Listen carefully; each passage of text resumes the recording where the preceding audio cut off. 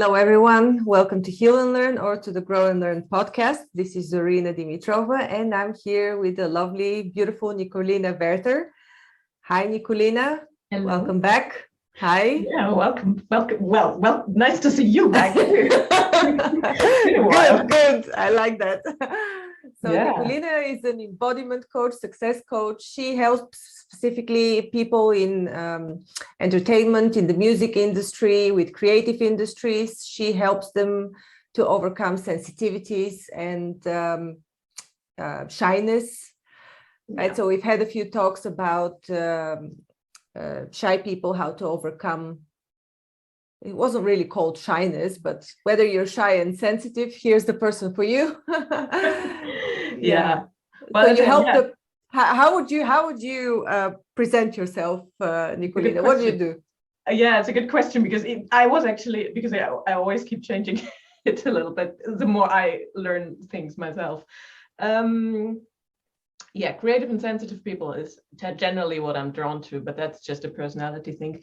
So I would say by now I do coaching and healing similar to you. So there's an aspect which focuses more on the professional side, which is sometimes a bit more practical, but most of the work, of course, is the healing side. And for me, it's all of it, which also ties in what I want to talk about. It's like, overcoming your limiting beliefs and your, mindset stuff that we all love and know about to some extent.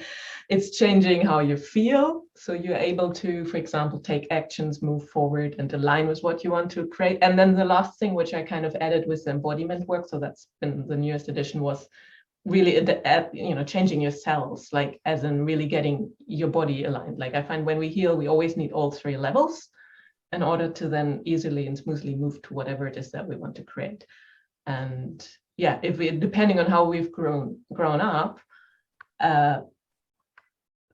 that can be more difficult for some people than for others. And that's where, like, call it shyness or, people who are not naturally, maybe I don't really use the word shyness normally, but yeah, maybe feel insecure or not yet like they're really able to just go for things and don't have self-doubt going on, or procrastination, or all these things that stop us in our lives, or weird habits or something.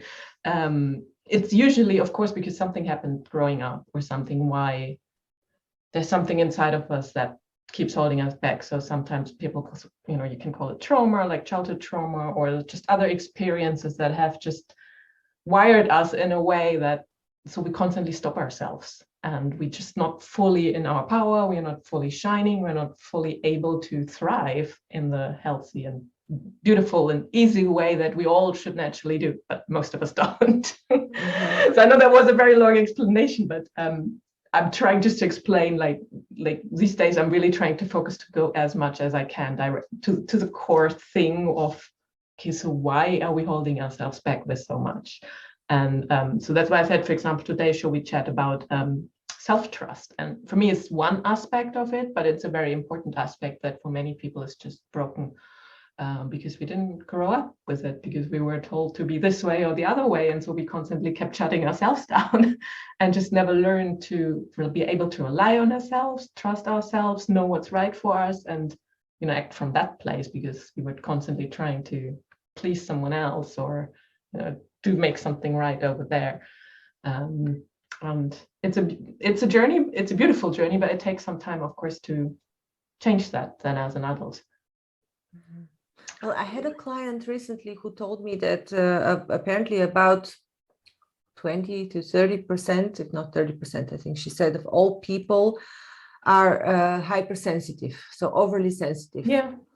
And you're specifically focusing on sensitive people. So I thought, wow, that's really bullseye, because from what I've observed, self-confidence and oversensitivity and shyness are somehow linked, because people that are overly sensitive, and I am also talking from experience, when I am in this state of oversensitivity,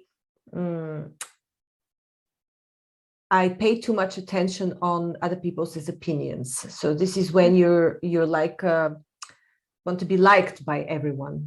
Usually that's one aspect, that you always have to consider other people rather than what you desire. And I was thinking today, just before our talk, about an experience I had when I had to exert self-trust. So what is the most memorable experience for me, where I would say I trusted my gut, I trusted my intuition, and how did I feel before that? And I'll tell you the story, so just to give you an idea of what my thought process was. So about, I don't know, 13 years ago, 12, 13 years ago, I wanted to do an MBA study. And it was a very expensive one. And at the time, I was in a steady relationship. And my mom was very much against me going. And I needed her support partially. And so she was so much against it and gave me such an opposition that for about 2 weeks, it really blocked me. And I was already accepted at the school, by the way. But you know, the whole thing of like, you're not going, you're going to ruin your life, more or less. It sounds ridiculous now, looking back, but that was the case. And within those 2 weeks, I started having physical expressions of my dissatisfaction. So my body was fighting it. So I started getting pimples, started getting fat. I got 2 or 3 white hairs within 2 or 3 weeks. And it was really like my body was rebelling and breaking. And I think this is one of the things that we do, that is a sign for us to trust. The body is such a good advisor, and you're especially a specialist on embodiment. Like the body tells you immediately whether you should trust yourself, whether it's what you want, because in the end, whether it's the right thing for you or not, it's what you want. This is what matters, because you can never know what the outcome would be. Maybe you made a mistake, but that's your path. You're supposed to go through this mistake, but it's your choice, right? Yeah. So, yeah. And I think you really touched on a beautiful point. I mean, exactly like this, if you can feel that bodily sense, amazing. I think for many people, we can't, or at least we couldn't originally, because we always shut it down, because it wasn't safe to do as a kid. Like you said, right? We grow up, and depending on how we grew up, if it wasn't the right circumstances, we were constantly trying to make it right for everyone around us. And that's, I think, is one of the theories. There are lots of theories. Some people say you are born hypersensitive. I think that's a general opinion. I'm very careful these days what I say, because there are different theories out there.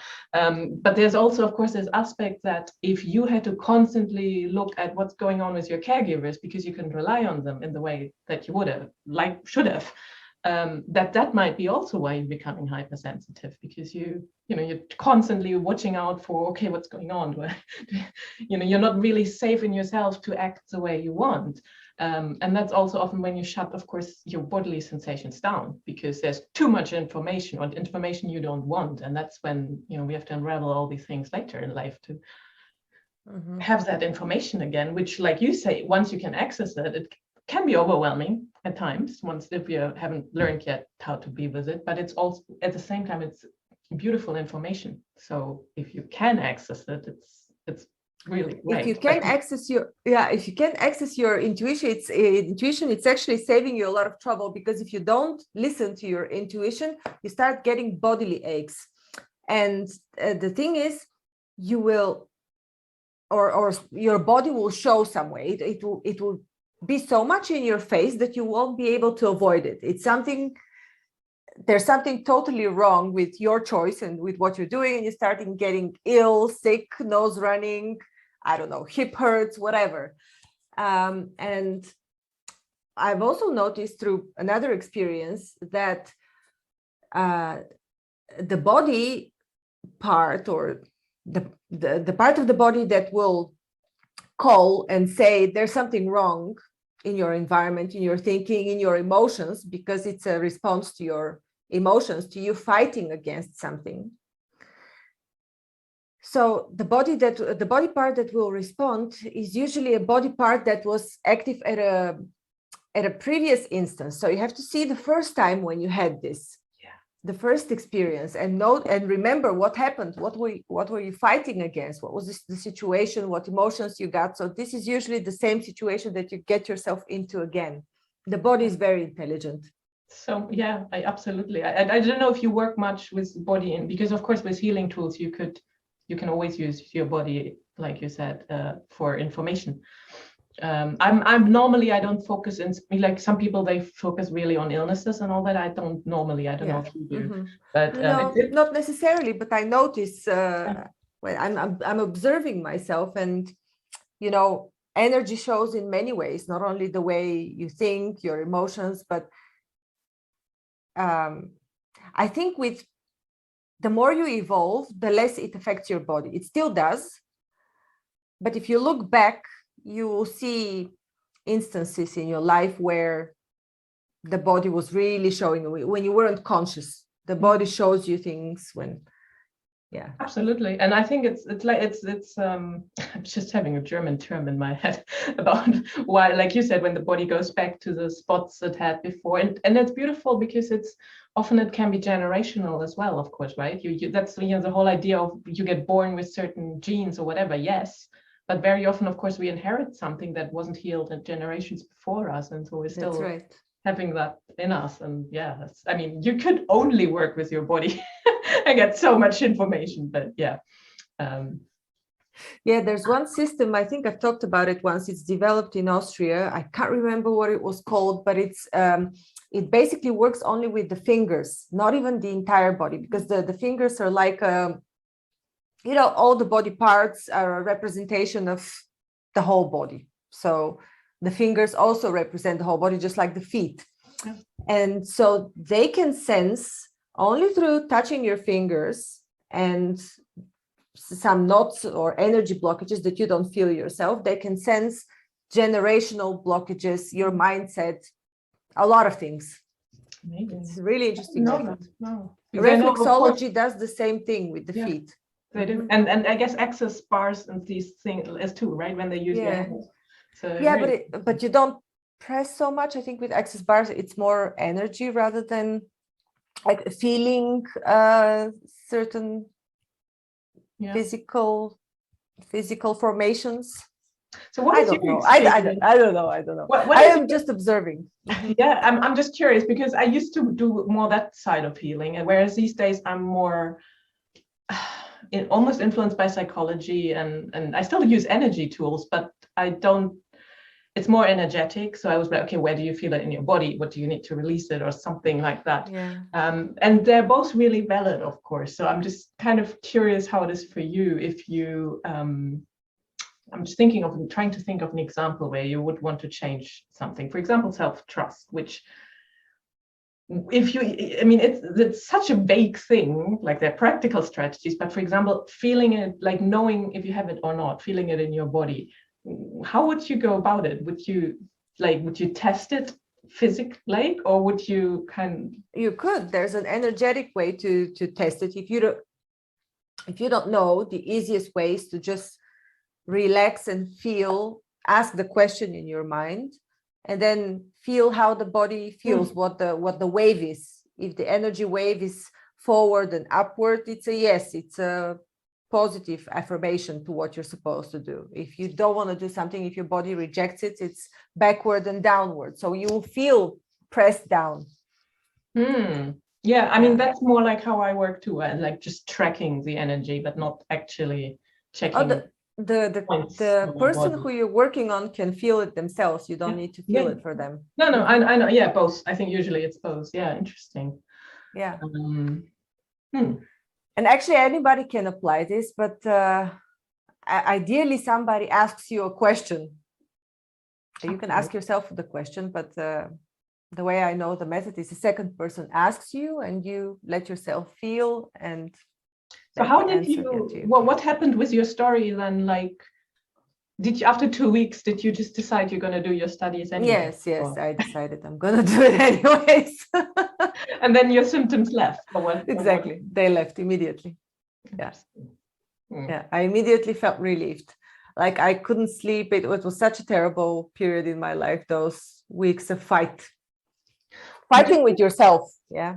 Absolutely. And again, like for me, that's where I always say, okay, let's start with awareness. I think I'm just thinking for someone who isn't yet used to that way, I'm kind of curious, were you already doing healing work? Like, how did you were you conscious of, okay, my body is protesting, or did you retrospectively realize what was going on? I was just thinking about this today. No, I actually, after the 2 weeks, I realized these were the symptoms of rejection, of disagreement, like strong disagreement.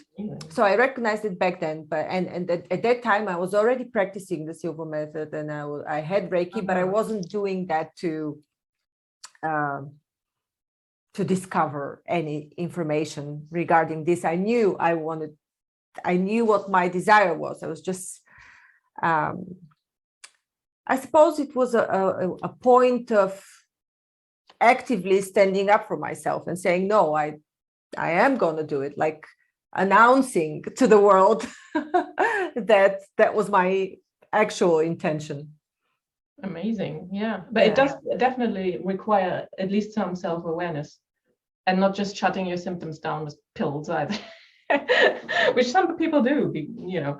But I think that's also interesting what you say, because for me, that's the other aspect of self-trust. Like, one is feeling it, but the other one is kind of keeping promises to yourself, right? Or standing up for yourself. I mean, that's how you show yourself that you care and that you're there for you, and that how you build trust in yourself, because, hey, yes, I'm doing what I actually want, right?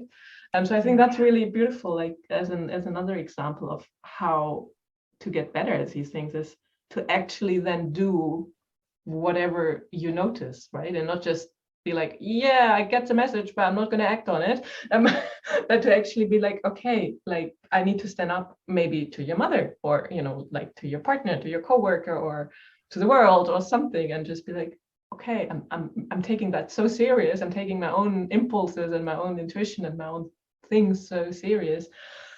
I'm putting myself first. And I find that's another bit where sometimes people can get like, oh, because we didn't grow up like that, right? We were just like, oh my gosh, can't put myself first like that. But the good thing is, everybody can find back in their lives a point in time or a moment, even if it's a very small moment, when they stood up for themselves. So the point is the trick is to remember this feeling, and to write it down as a success. You can even color it in a different color and make a list of your successes. This is when I stood up for myself, and remember these times and see that it wasn't easier, or in your perception, it wasn't easier than at the time you are experiencing a new difficulty. It was never easier. It just looks easier because you've overcome it. Yeah. I think that's I think that's already two beautiful points. Is the one thing is really listening to yourself, and then like with everything we're trying to cultivate, right? But then celebrating it and really acknowledging it, and be like, okay, look how far you've come. Because I don't know about you, I definitely still, I mean, it depends on where someone is on their own journey, but some people, some people are like you and me, we're healers or like therapists or whatever, it's easy for them if you've done work on yourself. But some people, for them, it's not easy, because they haven't learned, they're still discovering all these things. It's never easy. Whatever you do, you just get bigger challenges, or challenges in a different form, but you're learning your whole life. And the thing is, you're building up muscle, just like when I told you can recall these moments. So whether you've been doing some consciousness work, or whether you haven't at all, it's new for you, you can still use this. You can still go back and remember when you were successful, when you overcame something, when you stood up for yourself. There were such moments in your life, for sure. Yeah.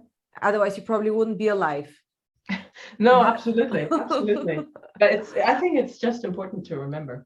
It's just important to remember that, if you've overcome it once, you can overcome it twice. Yeah, and making plans for doing the next thing, isn't it? Like, to challenge it, or go for the next thing that you want to grow into, move into, step into, like the next form of an identity, or whatever you want to call it. I'm just always thinking about if I have any concrete example. I mean, family members, for sure, I've experienced that too, standing up to family members. And even now, it seems it's a big topic in the recent month. I hear from a lot of people dealing with standing up for themselves, dealing with family members. It is, isn't it? I mean, I was actually thinking about that today, that, I mean, or like, of course, the closer the people are to us and the longer they have been in our lives, the more we are used to each other's ways and ways of being. So if you want to, like, it's this whole classic idea of, oh, if you change, people might not like it. But when you're actually in it, it can feel really awkward because you're like, you know, you're really clashing potentially. Like, especially, I find, especially with family of origin, they, you know, they made you who you are. And then you're kind of potentially you know, doing something they really don't like. Yeah. It can be really, you know, scary at first if you're not yet used to it. But that's how we strengthen ourselves, right? And become more aware of who we are and what wants to naturally express through us. And again, like, depending on... Go ahead. No, I'm just thinking, and of course, it's a bit of a Western idea too. Like in the West, we are much more, you know, individual focused. If you go to a more Eastern country, they are much more in the collective. So I find sometimes they have a bit of a different view on that. More was raised in a Western society, so I'm more like, let's first focus on you and see what you want to express, and then we go back to the collective. But yeah, I know people do it a bit differently. Well, anyway you do it, the question is what makes you not only happy, but where the drive is, where the sparkle is in your life. So whether you call it the purpose or the right thing, or it is where you're drawn to, where the energy takes you, it's your path. So I think we're overcomplicating it when we're introducing maybe culture in, because still maybe it's a bigger challenge in other cultures where they need to stand up for themselves, where the family is so strong. It's even more difficult, I find. And I think it's different. It's like you say, I mean, that maybe someone in different circumstances, they have a different purpose. So they will naturally go for something else that feels right to them. And that's how it's meant to be, isn't it? Yeah. Yeah. So what's your biggest advice, or your, let's say, top advice for people to trust themselves? Well, we already touched on the awareness piece. It always starts with that. I would actually say, well, listening to your body, yes. But apart from that, just making promises to yourself, small promises, and keeping them. And like simple things like, you know, if you promise yourself you're going to eat healthy, are you doing it? And I know we could have a whole discussion of why you might not to, but in a way that's self-care, isn't it? Or you promise yourself you're going to have a break. Are you actually having your break? You know, that it comes back for me down to self-care as well. Like I said earlier, the more you look after yourself, is that still okay? Oh, yeah. The more you learn to trust yourself. Like you know, the more you learn, like, yeah, okay, I've got myself. I'm listening to myself. I'm, you know, listening to my needs. I give myself what I need, what I want. I take myself out. I'll have fun with, you know, and the more you're like, well, the more fun it becomes to hang out with yourself. And that, of course, then, you know, elevates everything and makes you enjoy life more, enjoy everything more. You get more magnetic, you sparkle out more. So that was what I would say, is like, just make some small promises and see if you can keep them. And the more you do it, then I find it starts to snowball. Do you have anything to say to that? I love it. Nothing to add. I mean, apart from the fact that sometimes you're, for whatever reason, not able to keep them. Sometimes they're outer circumstances. So whatever happens, don't beat yourself up, but try again. Exactly. Yeah. And then we come back to compassion and kindness, right? Exactly. Yeah. Hug yourself, love yourself. Absolutely. You're doing your best. We're all doing our best at all times. That's important to remember. And I think the point is, it gets easier. The point I'm trying to make is, like, the more you practice these things, the easier it gets. And the more I do think the more you become your own best friend. Just treat yourself as if you're your own parent, your own friend, whatever it is that you want to be for yourself. Very pleasant talk. I always feel softer after talking to you, softer in a nice way. Yeah. And I always find like, because it's a consciousness thing. Like I find sometimes we get into the space where it's more like a co-creative thing, which I also really like. So Nicolina, you have a masterclass webinar or something coming up? I do. It depends on when someone watches this video. So let's link it underneath. And if it is expired and you want to stay in touch with me anyway, maybe we can also give, I don't know, my website or something else so people just know where to find me. Sure. But yeah, there is a masterclass that's also more or less on the same topic, self-trust and how that leads to self-leadership and how that makes you show up for yourself and for others in a more easy and joyful and fluid way. So do check it out if you're interested in that. And how can people contact you? I mean, of course, we'll list the link underneath, but maybe somebody wants to just write it down. What's the website? So yeah, the website is www.nicolinawerther.com. And there's also, I think, /say hi if you want to send me an email. Not everything on my website is up to date, but some things are. Yeah, I think that's the best thing. Obviously, social media, you find me on Instagram, YouTube, Facebook, even LinkedIn a little bit. So yeah, you find me if you need me. And yeah, info@nicolinawerther.com is my email if someone wants that. It's all straightforward. Thank you. Very soothing talk. I hope it was useful to people. Consider subscribing if you haven't yet. Exactly. I'll see you soon. Thank you. Thank you for the great talk. Thank you.